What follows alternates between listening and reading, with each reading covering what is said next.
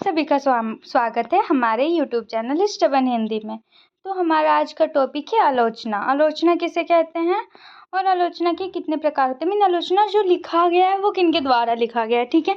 तो देखिए, आलोचना वो होता है जो किसी कविता या किसी कहानी के बारे में लिखा जाए और अच्छे से लिखा जाए, ठीक है। उसको लाइन वाइज लाइन करके उसके बारे में बताया गया हो, ठीक है। तो देखिए, हिंदी आलोचना के प्रमुख दो व्यक्तित्व रामचंद्र शुक्ल और हजारी प्रसाद द्विवेदी। उनके आलोचना विचारों का सारांश निम्नलिखित है, ठीक है।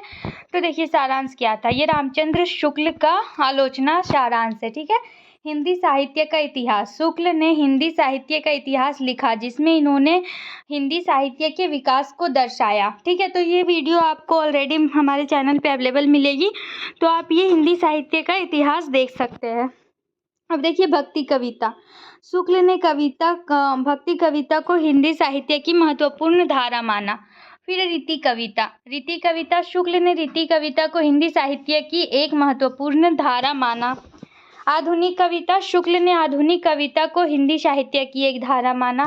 फिर परिभाषा, ठीक है। शुक्ल ने साहित्य की परिभाषा को साहित्य वह है जो हमें जीवन की सच्चाई को दिखाता है, ठीक है। तो ये सारे रामचंद्र शुक्ल के प्रमुख रचनाएं आलोचना है। फिर हजारी प्रसाद द्विवेदी, इन्होंने बताया हिंदी साहित्य की विकास यात्रा। फिर भक्ति कविता की महत्ता। फिर रीति कविता की सीमाएं, आधुनिक कविता की आवश्यकता और साहित्य की उद्देश्यता, ठीक है।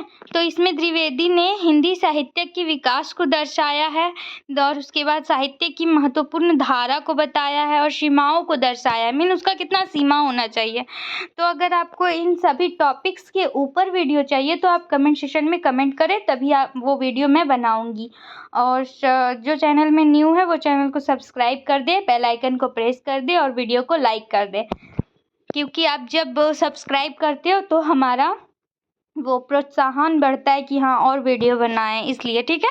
तो आप चैनल को सब्सक्राइब जरूर कर दें। देखिए, आलोचना के सिद्धांत। आलोचना के क्या सिद्धांत है। साहित्य की स्वतंत्रता। आलोचना में साहित्य की स्वतंत्रता को महत्व देना चाहिए, ठीक है। फिर है साहित्य की सामाजिकता। साहित्य की क्या सामाजिकता होना चाहिए। आलोचना में साहित्य की सामाजिकता को महत्व देना चाहिए।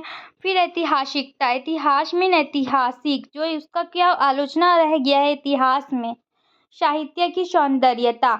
आलोचना में साहित्य की सौंदर्यता की महत्व होना चाहिए। फिर उपयोगिता। आलोचना में साहित्य की उपयोगिता का महत्व होना चाहिए। फिर देखिए, आलोचना के प्रकार कैसे कैसे प्रकार होते हैं। ऐतिहासिक आलोचना, सामाजिक आलोचना, सौंदर्य आलोचना, उपयोगिता आलोचना और विश्लेषणात्मक आलोचना, ठीक है। इसके बाद इन नोट्स से आप हिंदी आलोचना के मूलभूत सिद्धांतों और विचारों को समझ सकते हैं। भक्ति कविता और रीति कविता हिंदी साहित्य के दो धाराएं, वहाँ उनकी आलोचना है, ठीक है। ये देखिए, यहाँ पे भक्ति कविता और रीति कविता की जो आलोचना है वो मैं यहाँ पे बताई हूँ। तो इसे अच्छे से समझिए। आपको नोट्स करना हो, नोट्स की ज़रूरत हो तो टेलीग्राम ग्रुप का लिंक आपको डिस्क्रिप्शन में मिलेगी। आप वहाँ से टेलीग्राम में ज्वाइन हो जाए और आपको वहाँ पे नोट्स अवेलेबल मिलेगी। देखिए, भक्ति कविता की परिभाषा। भक्ति कविता वह है जिसमें कवि भगवान के प्रति अपनी भक्ति और प्रेम को व्यक्त करता है।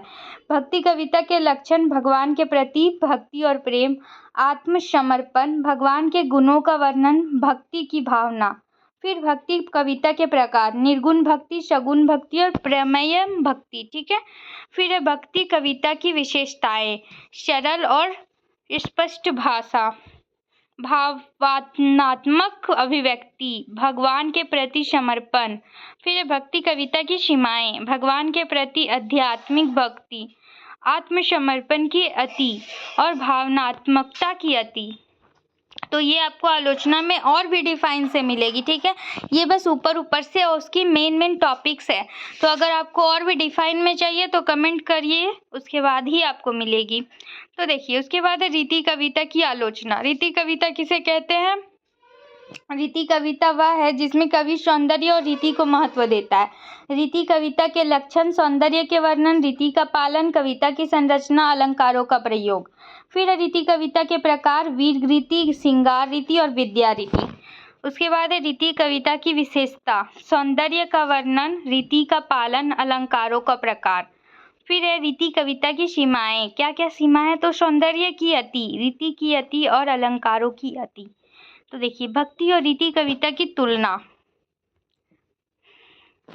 भक्ति कविता में भगवान के प्रति भक्ति और प्रेम होता है, जबकि रीति कविता में सौंदर्य और रीति को महत्व दिया जाता है। भक्ति कविता में सरल और स्पष्ट भाषा का प्रयोग होता है, जबकि रीति कविता में अलंकारों का प्रयोग होता है। भक्ति कविता में आत्मसमर्पण की भावना होती है, जबकि रीति कविता में सौंदर्य की भावना होती है। ये समझ आ रहा है? भक्ति कविता भगवान के लिए लिखा जाता है और रीति कविता नेचर के सौंदर्य के लिए, फिर किसी स्त्री के सौंदर्य के लिए, ये सारी रीति कविता में लिखे जाते हैं। और स्त्री का सौंदर्य का जब कोई प्रशंसा करता है तो उसको अलंकारों से ही सजा के करता है। तो रीति कविता में बहुत सारे अलंकार का प्रयोग होता है। ठीक है, तो हमारा वीडियो यहीं तक का था। आई होप आप लोगों को आलोचना समझ आ गई हो और रीति कविता और भक्ति कविता के बीच डिफरेंस। ओके, देन वीडियो को लाइक कर दे और चैनल को सब्सक्राइब करना ना भूले।